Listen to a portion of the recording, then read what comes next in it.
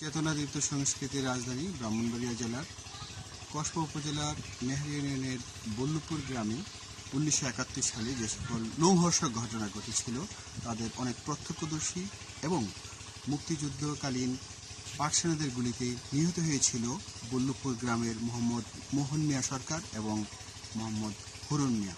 মোহাম্মদ মোহন মিয়া সরকারের সহধর্মিণী যিনি এখনো বেঁচে আছেন জীবনের সাথে সংগ্রাম করে, মোহাম্মদ মোহন মিয়া সরকারের স্ত্রী ফুলচান বেগম, যাকে আমরা গ্রামের মানুষ ফুলের মা বলে জানেন। আমরা এবার তার সাথে কথা বলবো। কেমনে মারা গেল মোহন মিয়া ভাই? কেমনে মারা গেল? ওই কলসিটা ওইখান থেকে যে গুলিটা দিছে, গাছটা সেট দেয়া, গাছটা মধ্যে এমন করে রয়েছে ওই গাছটা সেট দেয়া, আপনার সোলডাটা উঠতে গেছে গা, উঠতে ওই ফিরে গেছে গা, ফিরে গেছে গা হরে মাথাটা আসে আর জ্বালা দিলেন কামড়াইছে। জ্বালা খেতে কি জ্বালা উড়াইতেছিল? না, ও তুমরা হেতরা জ্বালা আছে।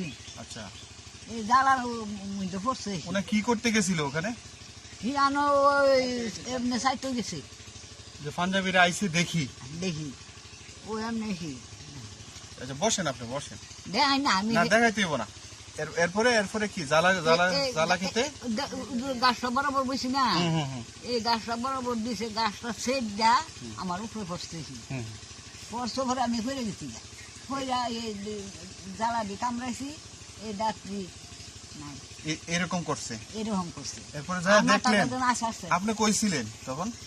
আমি তখন বাইতে আসলাম, এরপরে আমি বাইতে গেছি, দেখলেন যে এমন করতেছে, তখন কি করলেন? শফির বাপে গেছে, শফির বাপ মোহাম্মদ চান মিয়া, শাহাদত হোসেন চান মিয়া সরকার। হ্যাঁ, গিয়া তো ভূগোল তৈরি ডাক দিছে, ইহান তো লাশ লাগছে না, এই লাশ করে লয়ে গেছে গাইয়া। এখানে কি মারা গেছিল না মারা যায় নাই? ইহানে মারা গেছে, এখানেই মারা গেছে, ইহানে মারা গেছে। এরপরে লাশ কি করলেন? লাশ নিচে গাঙ্গের পুর। তখন কি বর্ষাকাল ছিল? বর্ষা, পানি ছিল, পানি নৌকা দিয়ে নিয়ে গেছে। তারপরে কি হইলো?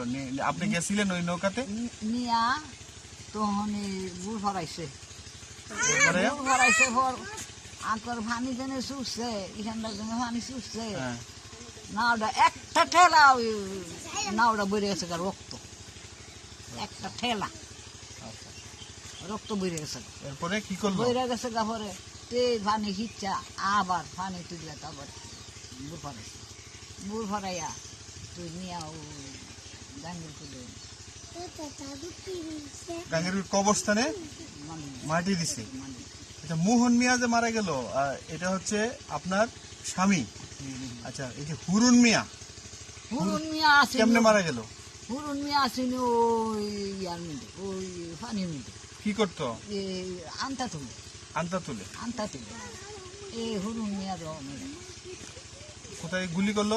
সাহেব বাড়ির থেকে, গোয়ালি চৌধুরী বাড়ির থেকে, সাহেব বাড়ির থেকে গুলি করছে পাঞ্জাবিরা। এরপরে হুরুন মিয়ার কোথায় নিয়ে মাটি দিল? এই জঙ্গল একদিনে মারা গেছে, একদিনই মারা গেছে, দুইজন একসাথেই মারা গেছে, মোহন মিয়া হুরুন মিয়া। তারপরে একসাথে নিয়ে গেছে, নিয়ে গিয়ে ওই যে গাঙ্গের কুট জাঙ্গালো মাটি দিছে। ফুলচান বেগমের স্বামী যখন পাকিস্তানিদের গুলিতে শাহাদত বরণ করেন, তখন একটি কুকুর যতক্ষণ লাশটি পড়েছিল তার পাশে ছিল। আমরা তার মুখ থেকেই শুনতে চাই। কুকুরটা কি করছিল? কুকুরটা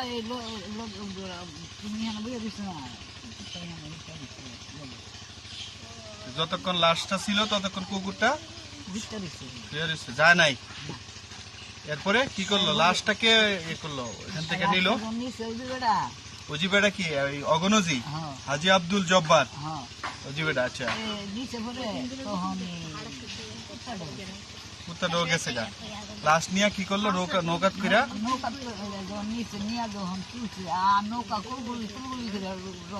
রক্ত পড়ে গেছে।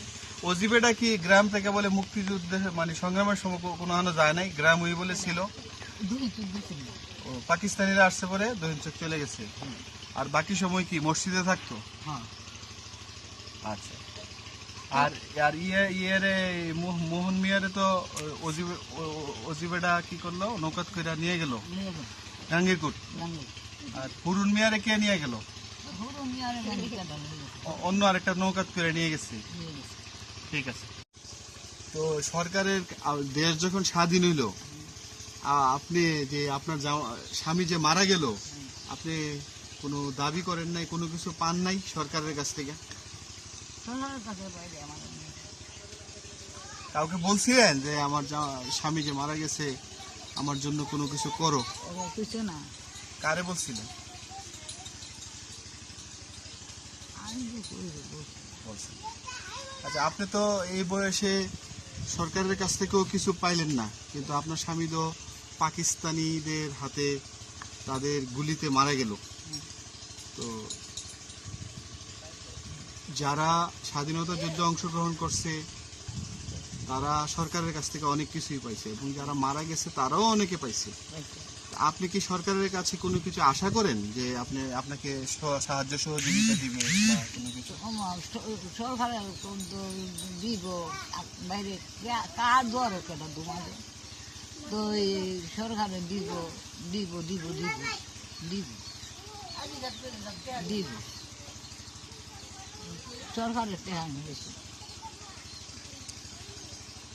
তো আমাদের দেশের যে প্রধানমন্ত্রী, মাননীয় প্রধানমন্ত্রী শেখ হাসিনা, ওনার কাছে আপনার কোনো কিছু চাওয়ার আছে? যে আপনি কি চান, যে আপনার স্বামী যে মারা গেল 50 বছর 52 বছর হয়ে গেছে, আপনি কোনো কিছু চান ওনার কাছে? চাইতাম না। কি চান? চাই আমার স্বামী যেন মরলো, এখন আমি বাল বাচ্চা লইয়া কেমনে খালি বাঁচি, কেমনে চালাই, কেমনে খাই, বাল বাচ্চার বা উপায়টা কি, আমার বা উপায় কি, কি করবেন সরকারে দিবে। আপনার এই শেষ বয়সে, বৃদ্ধ বয়সে একটু আরামায় এসে থাকতে চান, হ্যাঁ ওষুধপত্র যেন সরকার ব্যবস্থা করে দেয়, এটা আশা করেন আপনি সরকারের কাছে?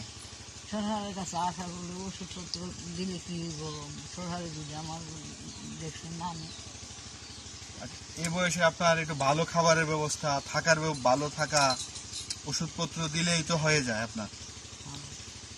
এটা কি আপনি চান সরকারের কাছে? সরকারের কাছে চাইতাম না, চান? চাইতাম না।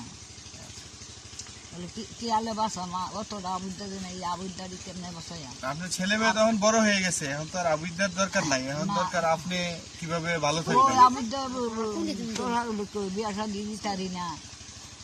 না, আপনার সব আবুদ্দা বিয়া শাদী হয়ে গেছে, এখন আপনি আপনার সুখ শান্তি দরকার।